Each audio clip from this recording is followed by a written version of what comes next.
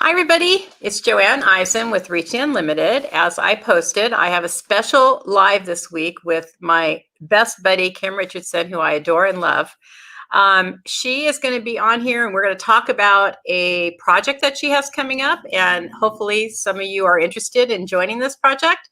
And it's going to be a really great project for healing and helping others. So I'll let Kim please introduce yourself to everybody and tell them what's happening. Well, hello, my friend. You know, I love hanging out with you. We always have the best conversations. Mm-hmm. I do a lot of different things in my business, but I help other entrepreneurs and their businesses, whether it's creating and designing their websites or their logos and things, and then also with marketing, and that's comes the piece of multi-author book publishing. That's really a passion of mine. Um, and it doesn't even have to be with the book projects. Nobody has to really be in a business to do that. It's just another avenue if someone is in a business. But that's the gist of what I do. The short side of it. You are a very busy person, that is for sure. And one of the things I love about you is that you take these projects on and you're really amazing to work with, and you're really amazing to help this or the projects that you're doing going forward. And I've done one project prior, which was the Kindness Crusader. And now I'm doing the 365 Days of Self-Love. And we really wanted to talk about that. And I want to go back to some of the other things you do, because I know you rebranded and you're doing a lot of new things. But about this book, it's really important, I think, in today's time, because there's a lot of bad things happening. There's a lot of bad. I'm going to take bad out of there. I'm sorry. There's a lot of craziness happening in our world right now. Mm-hmm. And so I feel like this book is in perfect timing for what we need. Well, with all of the projects that I do, the first and foremost thing is it's really on a mission to change the world. I mean, we did 52 weeks of gratitude, and it's really about being grounded in gratitude every day and how that changes your life. And then there's, Kindness Crusader, trying to teach the world to be centered in kindness, and that reminder and how we can incorporate it in our families and our jobs and our overall life.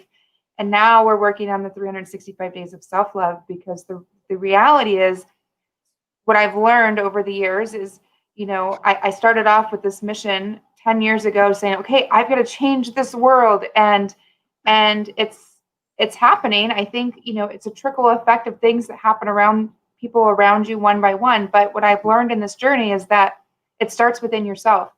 And so when you can work on yourself and heal and love yourself, and your whole life changes.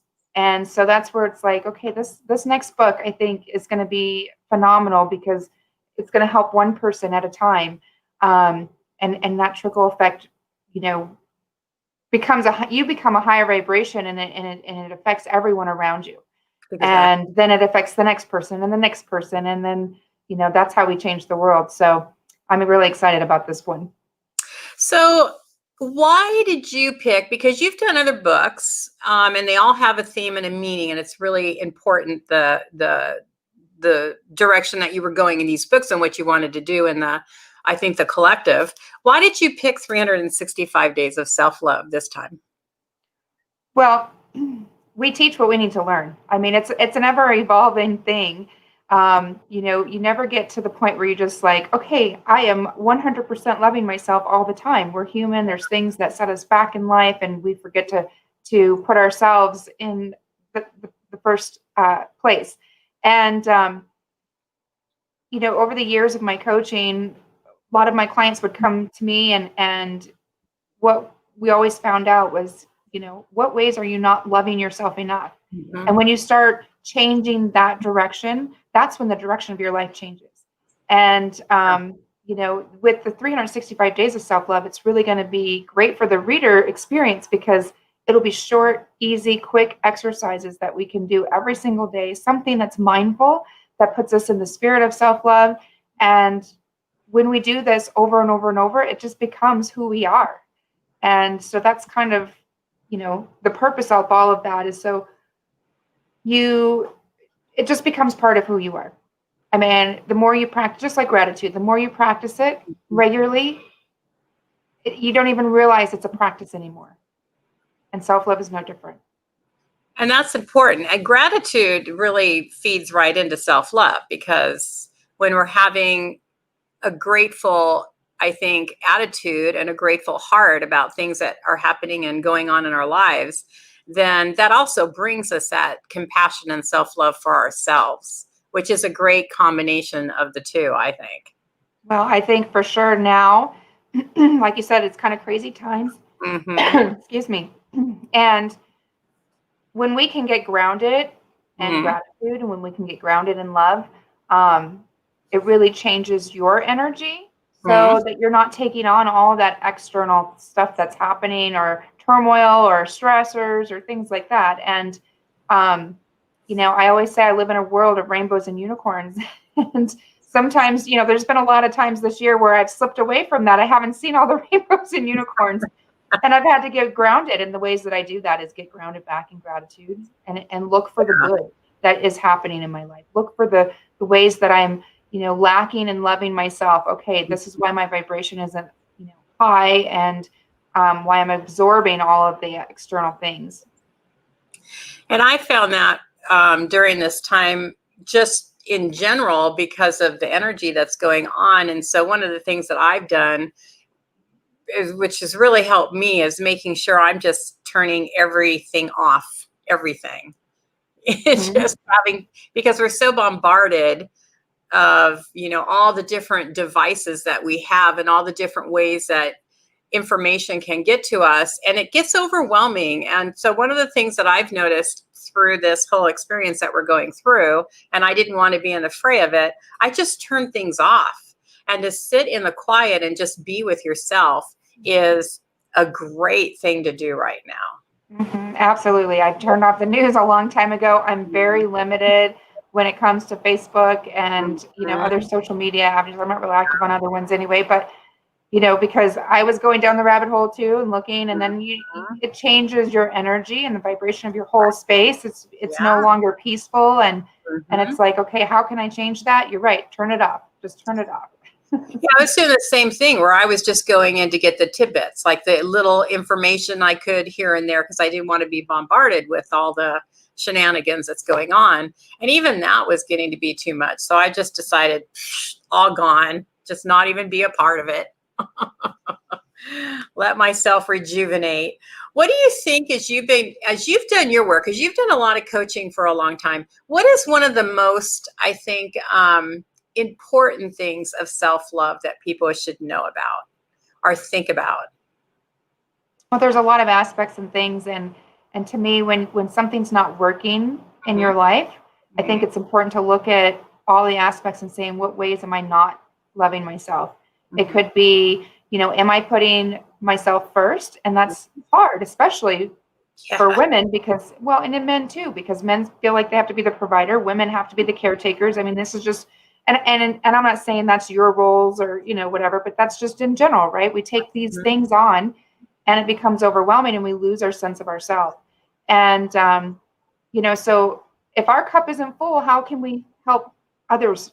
Whether it's our children, our husbands, or spouses of any kind. So anyway, look at the ways that we're not loving ourselves. Are we having these repetitive things happen in our life, that I call them lessons, right? These lessons that Mm-hmm. come in, give us an opportunity for that growth. And if they keep repeating, it's time to look deeper and say, okay, what are the ways I'm not loving myself enough through this experience?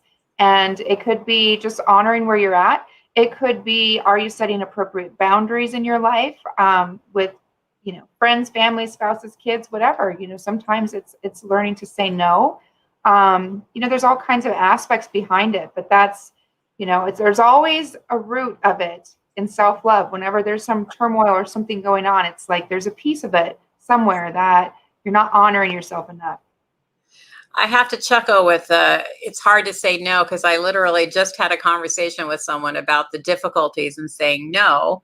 And I actually did a class about a year ago. No, I think it's probably been 2 years ago now, about why we say yes when we really want to say no. And that's one of the biggest, I think, problems that we have, is we we have so much stigma and so much, I think, beliefs around the word no. And somehow if we use that word, then we're a bad person, or, we're callous or unloving. I mean, there's so many things around that word that really is a problem. And there's nothing wrong with saying no.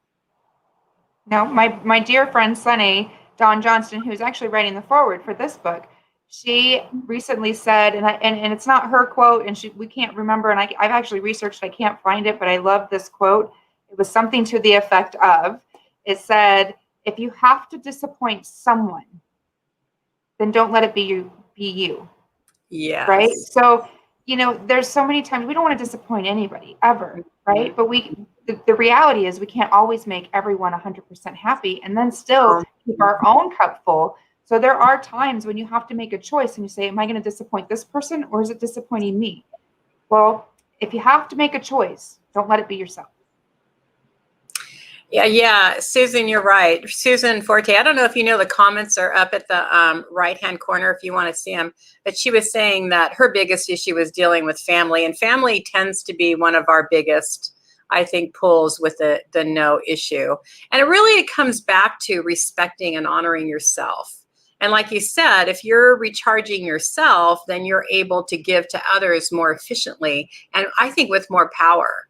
But when you're not able to say no, especially to family, then that could be a real drain on you. And then you're not able to give and do. Like, you want to change the world. If you were saying yes to everybody, you're not going to be able to do that. You're not going to have the energy to do it. And here's something that helped me move through some of that energy. And it's still a challenge when it comes to family and your really close friends. I mean, I have a lot of friends that are to me more blood than family. So, the reality is, everyone has their own journey and their own lessons to learn. Mm-hmm. And the moment that you can step outside of that, learn that you can't control it, you can't change it, you can't change them, you can't control them. Mm-hmm. I've lived a life with addicts and alcoholics and mm-hmm. things in my life, and it was like the best analogy actually was when I was going to an Al-Anon meeting with for my ex-husband. I was going because he wasn't getting help, and the woman that was leading the group this night, I'll never forget. This was, 15 years ago. Mm-hmm. I'll never forget this analogy because it stuck with me. And this is how I've learned to step outside of everyone else's drama or whatever they have going on. Mm-hmm. Learning to say no, when they're asking for money or things that maybe you could provide, but you just don't feel good about providing it. If I want to provide something, I'm going to give it as a gift. But mm-hmm. if and do it from a loving place. But if I'm feeling like, then I'm disappointing myself, right? So the analogy was, she said, it's like God is trying to throw him a ball, mm-hmm. jumping in front of it and catching it. And mm-hmm. so, that was just really stuck with me. And the idea that we're taking away their opportunity to grow, to learn, and they're going to keep repeating the same lessons if we step in that way and catch their ball all the time. I love that analogy. I had a guest on last week who had similar thing to that. It was about, if you have someone who has a problem and like they're hungry and you just go out and catch fish for them all the time. If you go away, then how are they going to be able to eat? Because you're catching the fish for them all the time, right? Mm-hmm. But if you teach them how to catch fish, then mm-hmm. they're going to be able to take care of themselves. And it's similar to that, in that, if we're continuing to step in the way and get into people's business that we should not be in, family or otherwise, then they're not able to figure out how to get through these things themselves. And it's hard to watch people struggle through that, but that's mm-hmm. where they make the biggest growth. So we have to come out of that uncomfortableness and let them get through it in their way and support them through that. Yeah, absolutely. And I mean, that's true. I mean, because think about, we do that for our children. Either we take them and we do everything for them. And then when they go out into the real world, they don't know how to do all those things. So we either do that, or we say, you know what, come in the kitchen. I'm going to teach you how to cook. Come mm-hmm. here. I'm going to teach you how to do laundry. Come here. I'm going to teach you all these tools, because you're going to have to know and understand this when you get out and live on your own. And it's no different than, that's a simple mm-hmm. analogy that everyone can understand. Right. That has children. Right. And so, but it can apply to anything. And I see Absolutely. Suzanne's talking about obligation. Yes, I was just going to go Sometimes back we to that. feel like, Mm, maybe we're obligated. mhm. And the reality is we always have a choice.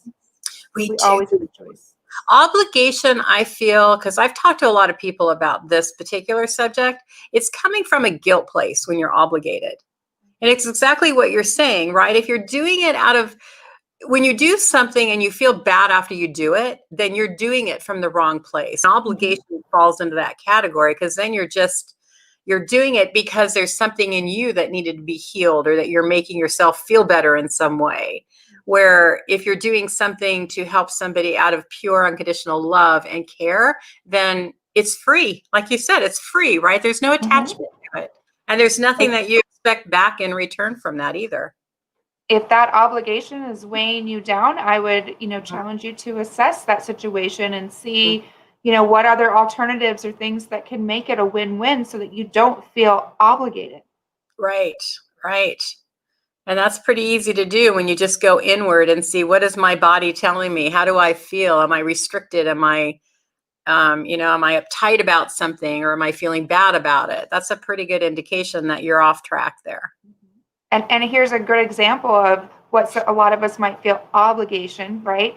Would be maybe being a caretaker for our parents Mhm. or, something like that. And when, those kinds of things. And I think when you're in that space, when you're feeling obligated, let's just say they're living with you and you're taking care of them every single day and you're having those moments Mhm. where you wish could get out of that situation in some way, and that's where the Mhm. obligation comes in. Mhm. Well, I would challenge you to really look deeper into why you feel the obligation. What's maybe there's some healing that needs to happen around that relationship. Not Mhm. necessarily that you have to kick mom and dad out, Mhm. okay? But there's some healing that has to happen. Yeah. And sometimes you can reach out and try to change that person and have them, you have these expectations that someday they're going to say what you want them to say or tell you what you want to hear. And sometimes we just have to let go of that Yeah. and work on ourselves and come to the realization we may not hear those things. That's really important. I know a lot of people that are dealing with their parents or one parent, and it's a really tricky place because they're in a situation where in a lot of times they need your help and you're overwhelmed because you have your life to continue with. And so there is a good place for obligation, right? There's certain things that you need to do out of obligation. But I love what you're saying because the back end of it then would be when you are feeling overwhelmed, when you are feeling like, you need to walk away or you're going to blow it, you're going to blow a gasket. That's when you go into the quiet, go into yourself and say, how can I heal? What can I do for myself? Because even in situations where we feel we don't have a choice or we don't have an answer, there's always an answer if you could step away and kind of like observe the situation and come up with different ways of doing something. Well, and reach out. Sometimes when we're in it so thick that Mm-hmm. we can't see it, we have these blinders. We only see this one avenue or this Yes. one solution or this one way it has to be. And sometimes when we reach out to loved ones, other friends, family, Mhm. coaches, counselors, whatever, Right. sometimes they can give us an external view of something that maybe we didn't see as a possibility.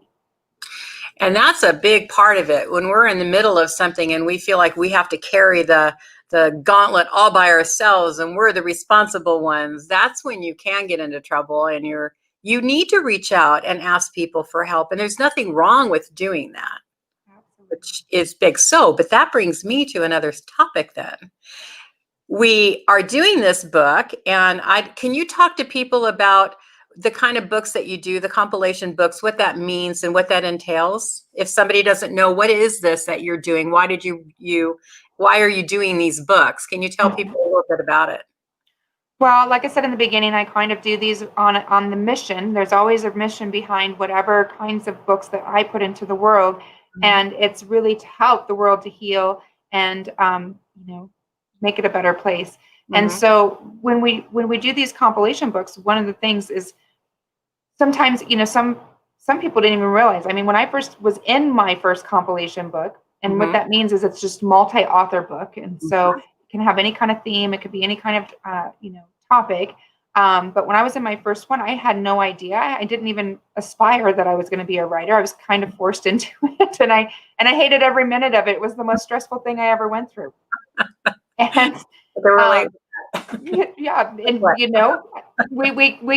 had these discussions, Joanne, you and I, about when we were in the first one with the Kindness Crusader, and so Mhm. I can recognize that. But the things that have changed in my life as a result of tackling those fears and just doing it, Mhm. um, I'm very grateful Mhm. um, for that opportunity, and it really was so healing for me to be vulnerable, share my story. Mhm. Um, and I've had a lot of people tell me that my story has helped them in some way. And Mhm. that's really what I think Yeah. makes these compilations books so great Mhm.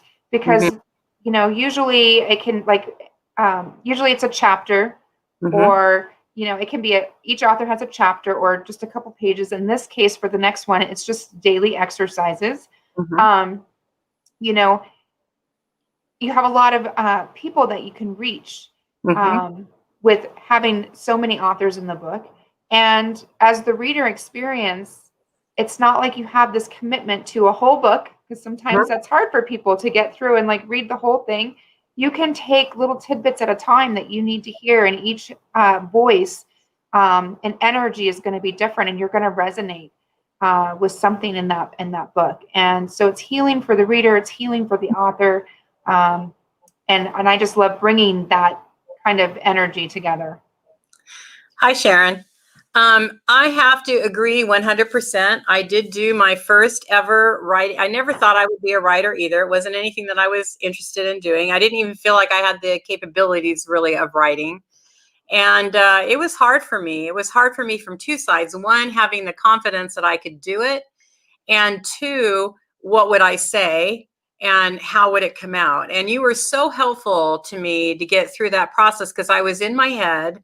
I really didn't, I mean, I knew that I needed to get out my story and I didn't know how to do it. And I didn't know Mhm. if it was really the right thing to do. So it was really difficult for me.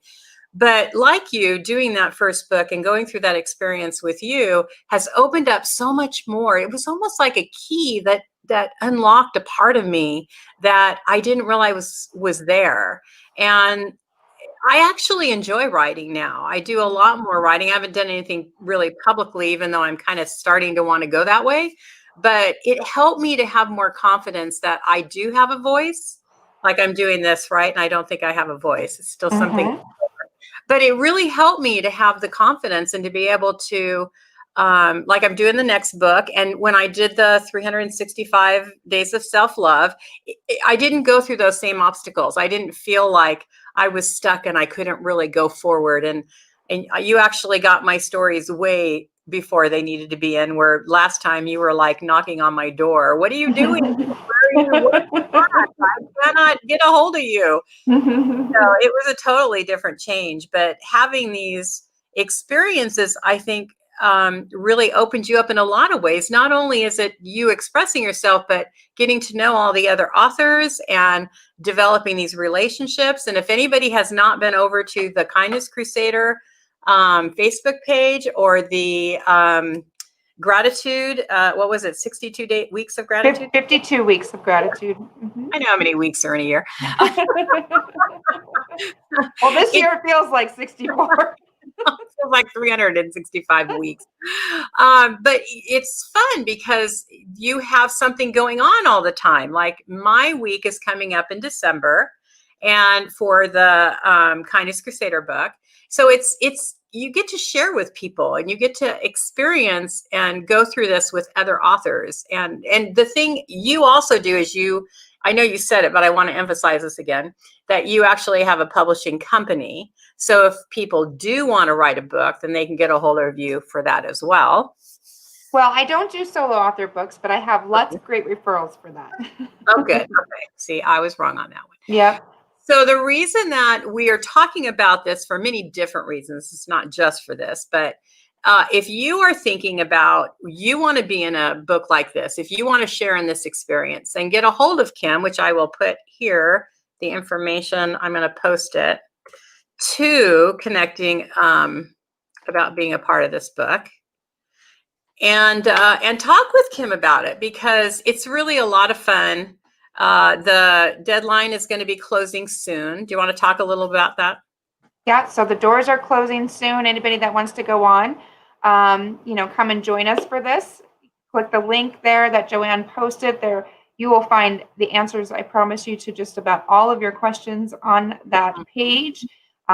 Little graphics there that will answer the rest of your questions. There's videos and things like that. And I recognize it doesn't matter if you're a first-time author or a seasoned author, if you want to come and join this fun train with us. But I recognize that real fear with that first-time author, because that's how I felt, and the overwhelm and am I doing it right, and am I good enough, and is what my word's going to be, and all these things that come up.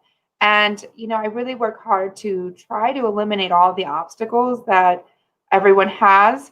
I provide, there's a submission manual that has like step by step with pictures and links to videos and things like this that will help in every aspect of the project. But it's really simple. This one is just 6 400 word or less exercises that could be used daily. So it's really simple, and then a 100-word bio and a headshot so that we can put you in the book.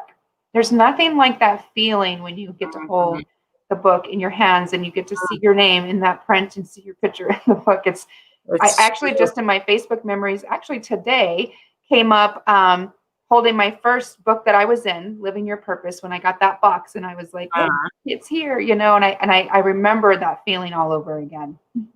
Yeah, when I first got the Kindness Crusader, and I got to actually hold it and and read it and read everybody's stories and experience that with it was just the most exhilarating experience, I have to say. It really is. Well, I have Suzanne there. She says, I'm not a writer. And you know what? That's one of my objections when I first was, put into the first book that I was in. As I said, I'm not a writer. And those are things like, even in college, I wouldn't get the best grades because I'm kind of a short and to the point person. And so, I don't like to read long books. I don't like to watch long movies or that drag on. It's like, let's just get to it. And so in my writing, I don't add a lot of fluff. But the best part about this is that we have professional editors. Your registration fee covers the editor. We work together. She doesn't shift and change your words. It's just she helps us to shine in the best light. And, that's what I say. We have editors for it. And I was the same way. I did terrible in school in English. I was told I could never write. I was told it's just not my forte, which I agreed and I totally believed until I decided not to. And, it really was a great experience to see you don't have to be a writer, right? You have that. Like, I love how, Susan, you said that you are Suzanne, sorry, I'm shortening your name, taking a privilege here, that you do a lot of journaling, but that you're not a writer. I do a lot of journaling. I've always done a lot of journaling. But when you actually write something, that's what the editor is there for. And like, I can attest, Kim, with what you said about they don't change the essence of what you're writing. They help you to polish your writing, but it doesn't lose the essence of what you are writing. And the reality is we all have a story, and we all have life experience in a way that we've learned to love ourselves. And so, this is an opportunity to share those lessons, so to speak, with other people so they can get on this journey with us as well. And so, I have tons of stories. I have tons of life experience. Right. And when I put pen to paper, or I should say the computer, right? Because I don't really do a lot of pen to paper anymore. But when I do that, I just let it flow. And then I just, I just send it off to the editor and then see what she comes back with. And it's usually full of red ink. Comma needs to go here, stop with the ... and the this and that and all these things. And I don't take it personal. I just go, okay, I'm going to, change up what I feel is right to change. And some things I'm like, no, that doesn't resonate. I'm going to keep it the way I want it. Exactly. And that's the beauty of writing with you, is that you don't change what we write. Like when I did the Kindness Crusader, the editor would restructure my sentences a little bit to make it grammatically correct, but did not change the essence of what that sentence really meant. And to me, that was really important because that story was really important to me. So, it's a fun experience is all I can tell people. I just love doing these books with you. And I want to say, can I say that this is possibly, there may not be more? Oh, yeah, you and I were talking about that not too long ago. And I hate to say never, Right. because you never know what's going to happen. But at this Right. time where I'm at in my business, and like I said, I've been rebranding this last year, and it's been in my head today where I'm like, will I do? I don't know. I just right now I'm thinking this is going to be the last one, at least for a long time, at Right. least until I have the staff to Right. help me put it together, because it does take a lot of work You know, behind the I have scenes to to say, putting pieces together. I don't mean to interrupt you, but I have to say, I was blown away at how much work it took you to get everybody together, to put all these stories together, to make it make sense, and to have a book that flowed. It just blew my mind how much time and effort you put into that. But it was such a book of love and the gratitude too. My dear friend Carolyn Dickinson had gotten me into this with you, had introduced me Uh-huh. to you, and she was in the 52 weeks of gratitude, And and she's in this one too. she's been in all of them. She The has. ones She that has. yeah. Yep. She I got to sent say hi me. to her this morning. Oh, did you? I haven't talked to her in a while. We were gonna do something anyway. She sent me the 52 weeks of gratitude, and I hadn't even known about it. It wasn't even on my radar, and that was the most beautiful book. It really is. Thank you for Really, saying really. that. So if you guys have not gotten them, go on Amazon. They're all there if you're interested in reading them. The Kindness Crusade. We talked when you had me on your show about how much the Kindness Crusader has impressed upon people, and really did start a whole movement. And we were sharing stories about the different things that we've experienced since that book, of how people really reach out and are doing very kind acts for each other, which is so beautiful. Well, and then on the flip side of that, being the author and having that intention, like, hey, I was a part of this, it kind of holds us accountable, and keeps Mhm. kindness in the forefront and energy of our own life. And that's the same thing with the gratitude and with the self-love. It's, Mhm. it works both ways, and it's just a beautiful energy to invite into. And I think it comes in perfect timing, because I know for me, that has been the big focus of my life over the past probably 2-ish years. It wasn't something I really focused too much about, being loving and kind to myself. In fact, I don't know about you guys, but I have a really lovely monkey mind that likes to play and play and play. That's not very helpful. And so being mindful of that, and being, coming up with tricks and different ways to be aware of it, because sometimes you don't even realize you're going down a monkey mind road, and ways to pull yourself out of it. For me, it was, I think, a reminder of the things that you can do, simple things that you can do to show yourself kindness. Because the more that you're aware of it, then the more you're going to do inner healing and inner work. Mhm. That's very For important. sure. Yeah. It's a beautiful thing to invite this energy of all of it into your Mhm. life in any way, whether you're participating in the back end or the receiver on the other end. It's beautiful. Since you guys are here, what are some of the ways that you do loving things for yourself? What are some of the important things for you about having self-love? Share with us. We'd like to hear about that.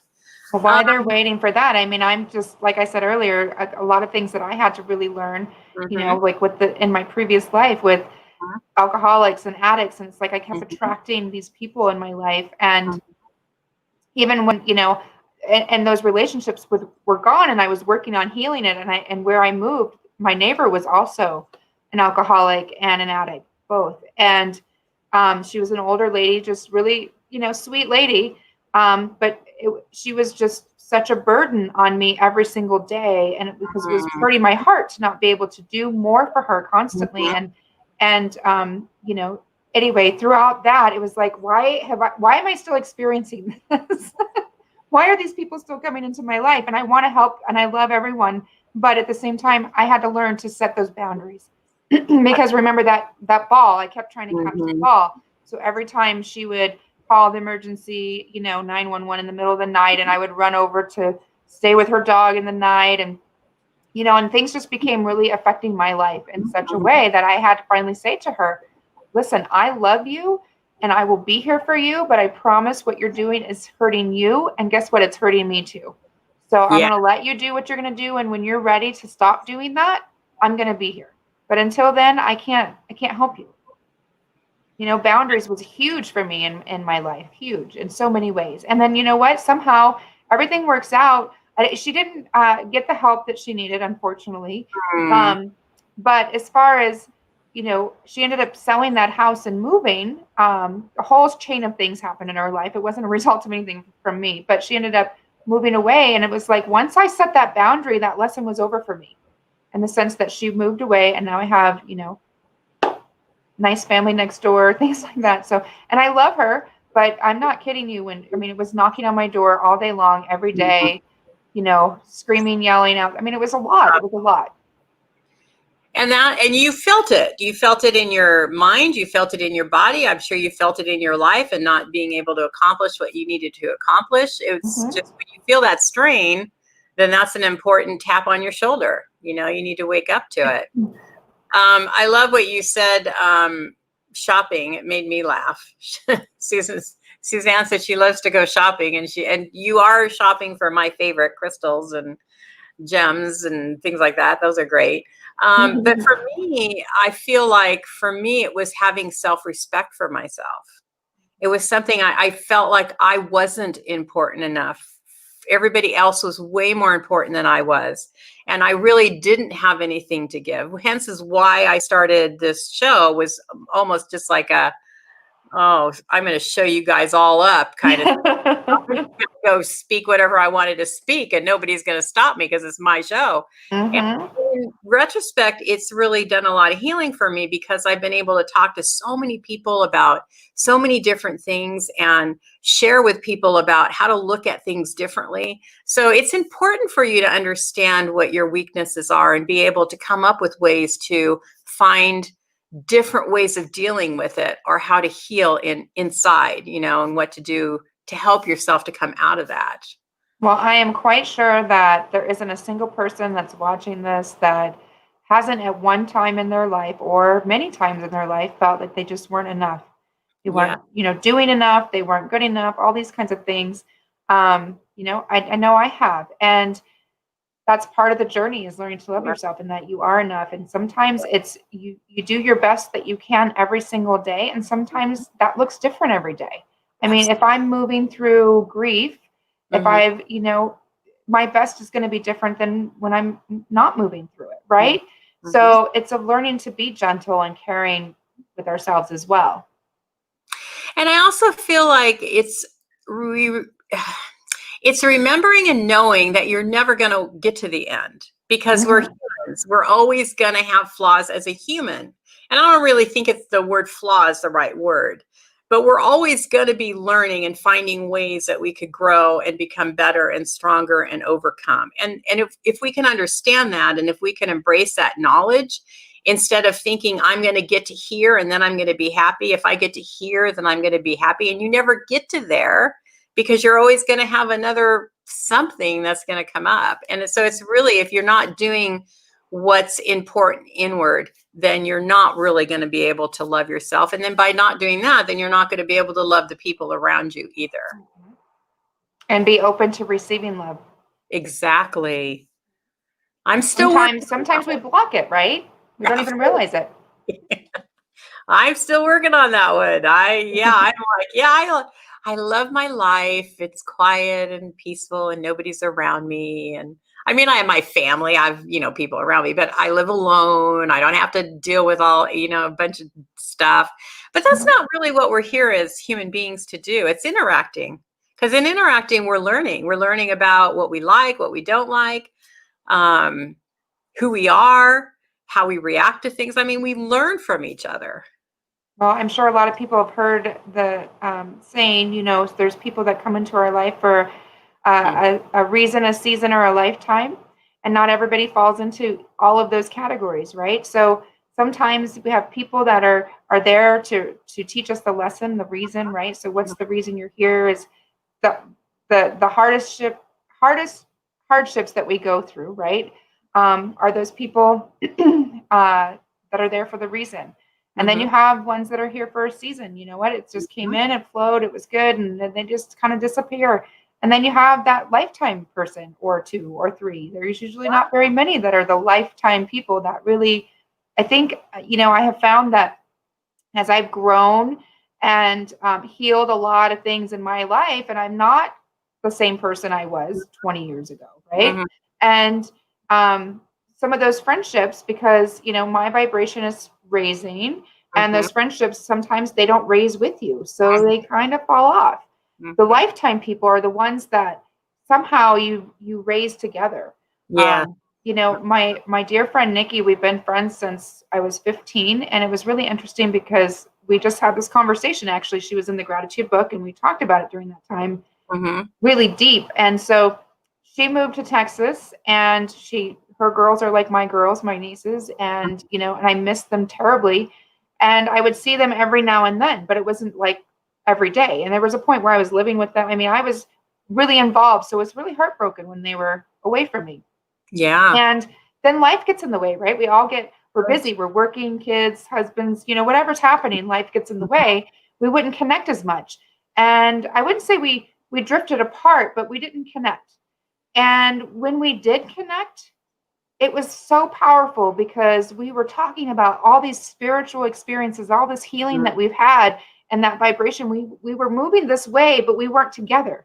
We didn't experience it together. And Yeah. that's how we've stayed lifetime friends, because she's doing her work, I'm doing my work, and we're able to stay at that same vibration. I love that. I love that. And I think that happens naturally. I don't have any friends that's happened to me for, or with, but I do have friends that I have had for years, and that is what we're doing now. And it's really so beautiful when you have friends like that, I mean, we talk and we interact, though we don't have that separation, but we're always there to support and help each other. So I also love that as we grow and we understand what we do love and what we do cherish, that, and we're worthy to accept that within our lives. And those are the people we draw into us. And those are the people that really are your go-to people. And I have some really close friends like that. And I cherish them. I cherish their relationship because it's not based on a need. It's not based on a superficial. It's based on a real connection, with soul to soul connection with each other. And so we could be truthful and honest with each other and help each other and encourage each other. And those are really special relationships to have. But Well, and I'm if I sorry. had done all I'm sorry. It's okay. If I had done all that work, I wouldn't have noticed that they were even there. That's the key to that, is noticing. For sure, but sometimes they're not, the lifetime people doesn't mean that it has to come 15 years ago. The lifetime could start now. That person could enter your life, and that becomes a lifetime person. And I think that as we work to heal these things in our lives, and like I said, I keep saying, raise that vibration of who we are and who we want to become, and who, energetically, we become a mirror that attracts. I mean, we are a mirror that attracts everything. So if you're in this lower vibrational place, that's what you're attracting. If you're in the higher vibrational place, that's what you're attracting.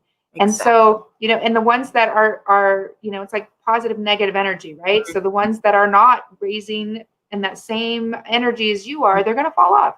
Yeah. Yeah. And that's okay. There's no judgment to that one. It's just you go separate paths in your life and care about them. I still care about all the people that have been in my past. You just don't have all those things in common anymore. Right. And sometimes vibration.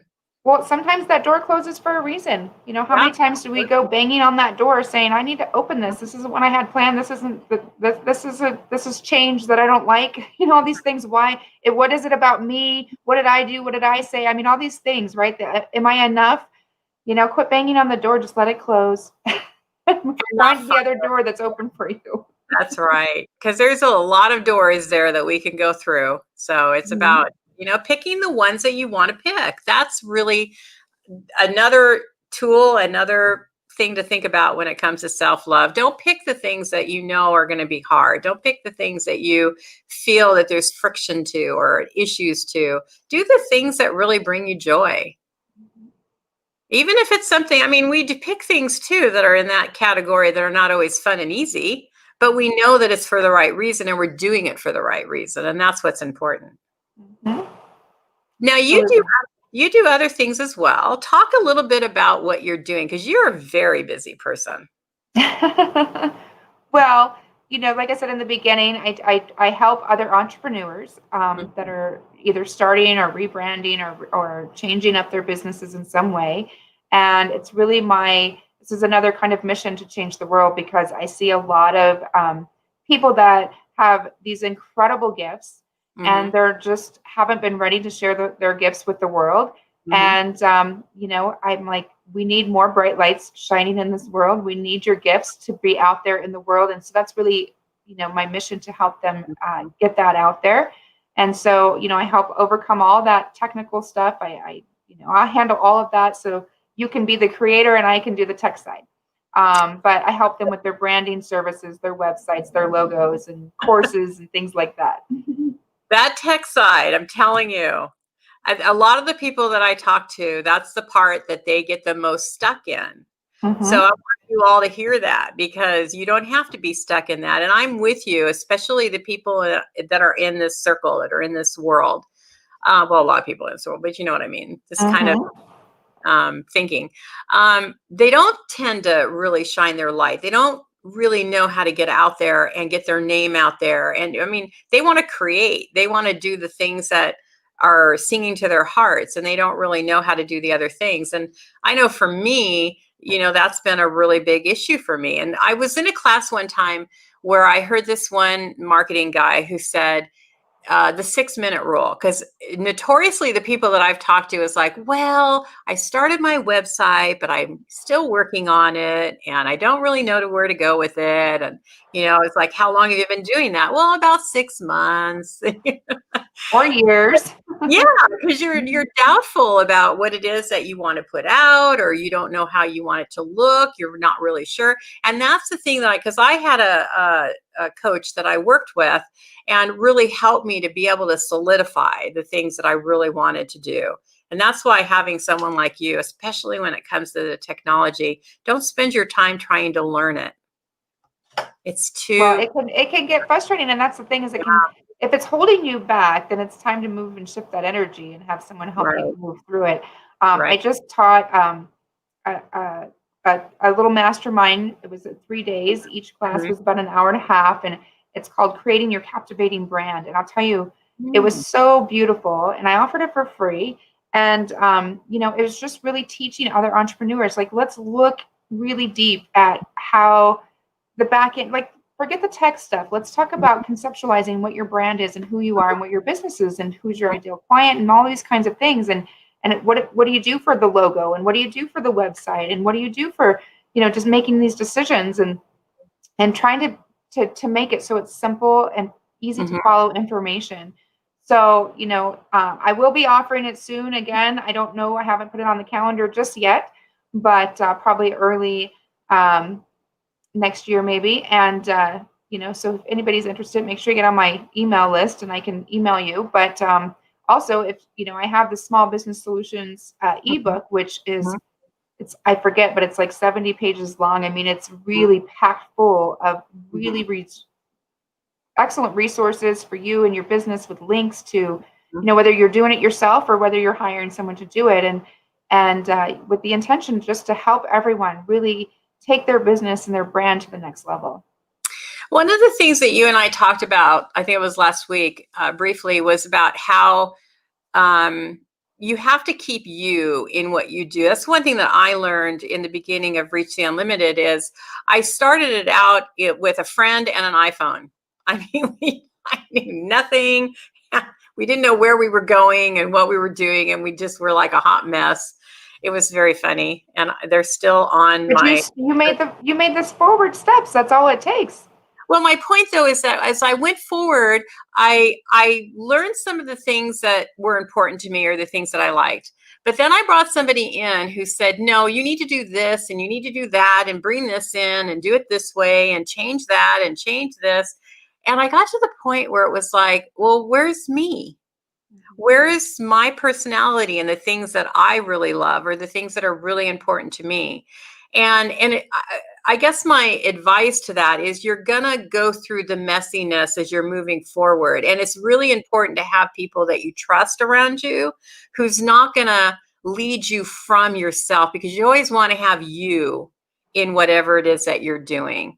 And so for me, I've kind of like meandered through all different kinds of, things, but I've come back to really what is me and what I really love. And so I just wanted to share that, because we were talking briefly about logos and, all these other things. And there's a lot of people out there that are teaching you have to do it this way and you have to do it in this time and it has to look like this, or it just has to be you. You just have to make more forward movement. Yeah. That's the thing, is sometimes all of that external chatter, like you said, all of those people saying it needs to be done this way, or that you're doing it wrong, or it looks wrong, or all those people that are saying those things are holding you back. You have to get in touch with your own intuition and your own heart and say, this is who I am. And really, and that's where I help people define that when doing the Creating Your Captivating Brand is who you really want to be. What are your core values of who you are? For me, it's being authentic, with an integrity of everything that I do, creative, all these things. And then really looking at who's your ideal client, because you're marketing to those people. So you want to keep those people in mind, which I'll help you cut to the chase. Usually they're a lot like us. Yeah. Exactly. And so, but you navigate all those things, but you have all this external chatter, and it stops you, makes you question who you are and what you're doing and why you're doing it.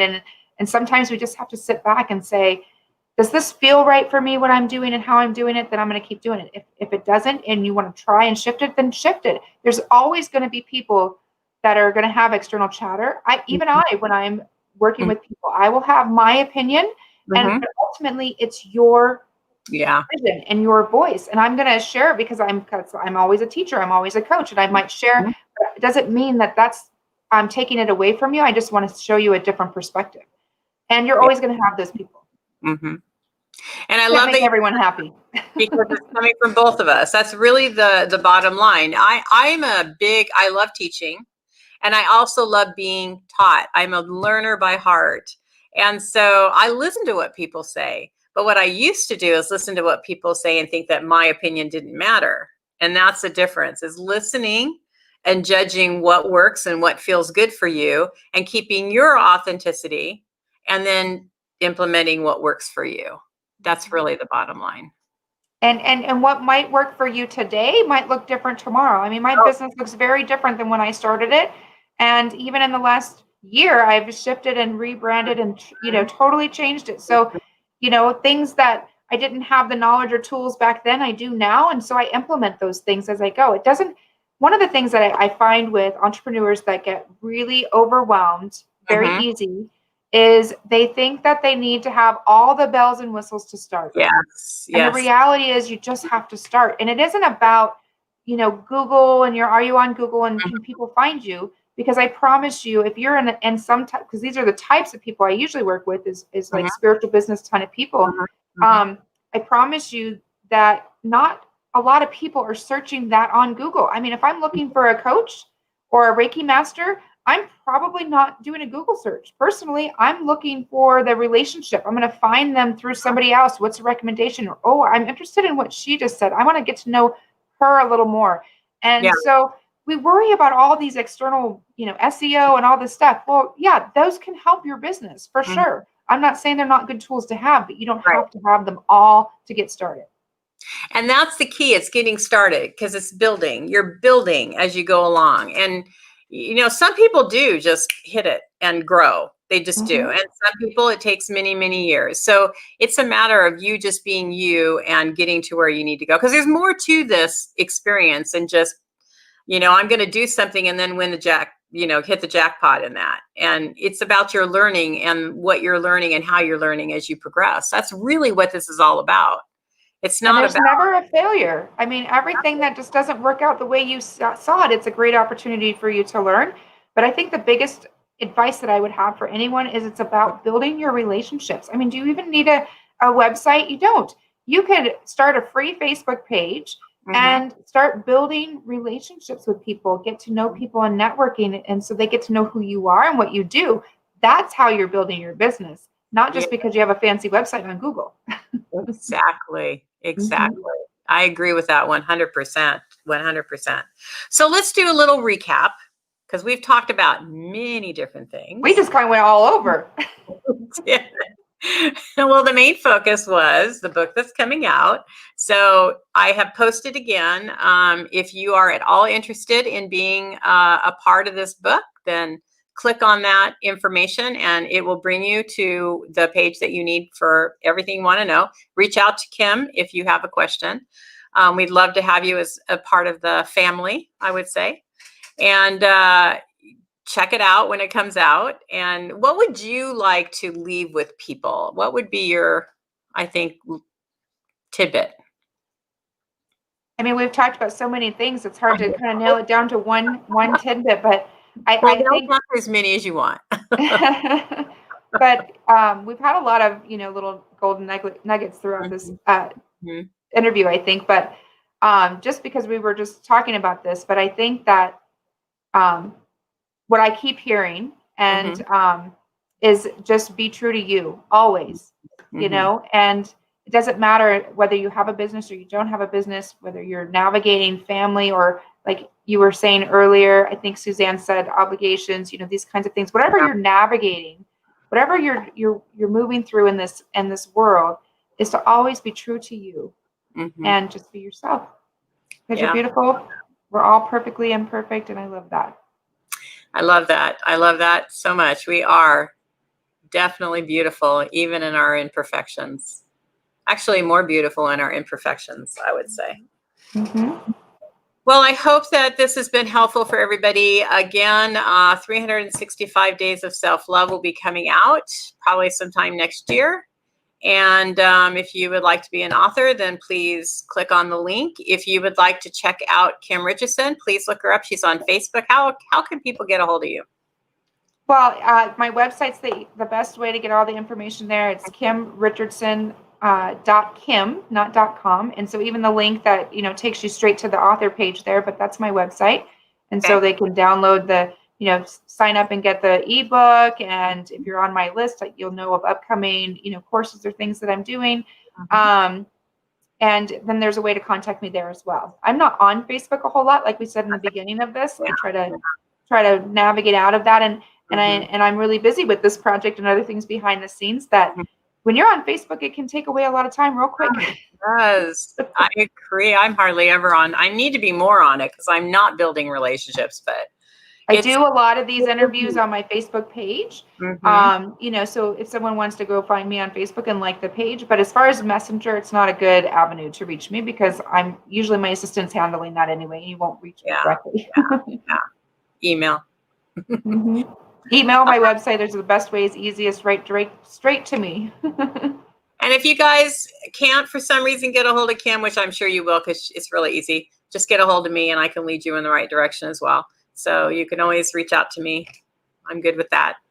So thank you everybody for being here. And thank you, Susan and Sharon, for interacting. That was fun. And there was one other thing. Suzanne said that she got braces at 45. I love that you did that at 45. Mm-hmm. I absolutely love that. So I wanted to come back and say kudos to that because that's brave. Mm-hmm. Just do it. If that's what you wanted to do it for sure. Yeah, do Doesn't it. matter. You're never too young, too old to do anything or make any changes or do what makes you happy always. Exactly. But All sister, right. I'm so grateful for you and being on this, exciting train with me. And I look forward to what we create. And I'm honored to have you on my side with this. So thank you so much. Oh, thank you. I am so honored to be a part of all of this. It's been a lot of fun. And this hour went by fast. Has it been an hour already? Yes.